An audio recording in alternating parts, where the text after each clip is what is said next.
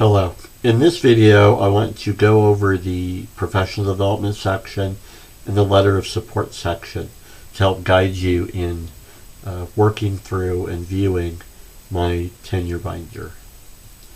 The last two sections of my tenure binder are the professional development section and the letters of support section. You will click on the professional development section. The professional development overview is where this video is. And then you'll work through scholarly activities, my community presentations, and my professional associations.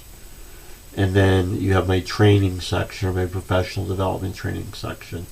I've divided it up into major areas of focus: AI, assessment, campus safety, classroom instruction, distance learning, diversity, equity, inclusion, legal, and then student life.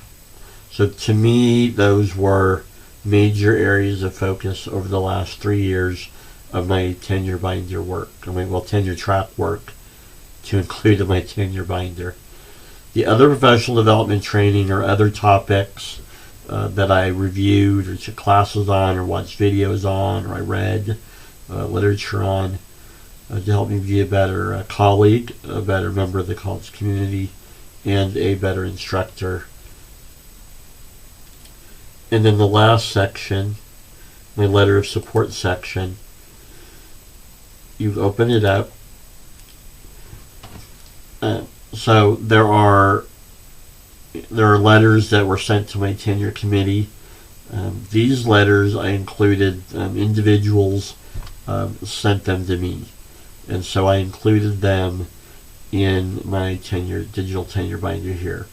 They're grouped into my CSN community college colleagues, former students, so my former students wrote some letters, and then community letters of support to talk about I worked with on my community service.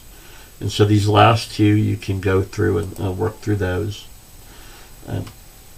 Professional development is extremely important as an instructor, especially for me, since I've taught. This is my 25th year of teaching college, and so to me, the last 3 years of tenure track was an important time for me to refresh my learning, review best practices, what can I do differently, what can I improve upon, and so as you can see through my list of what I've done, you can see that I took my professional development extremely seriously.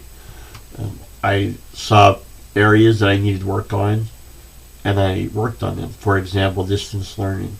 While I've always worked with online stuff going back to 2001, Angel, Blackboard, Canvas, I'd always incorporated some type of technology into my education, into my curriculum. But I recognized that when I became tenure track, I had little formal training in distance learning.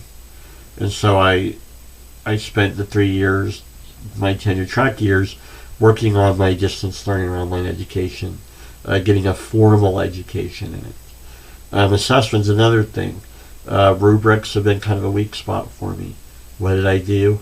I used my time in tenure track, probationary status, to learn more about assessment rubrics and how to use them in my classroom. And also, AI is a new technology, and so I didn't run and hide. I studied it. I got into it, studied it. What is it? What are appropriate uses of AI? What are inappropriate uses of AI? And so I go over each one of those. Thank you for your reviewing my tenure binder, and enjoy.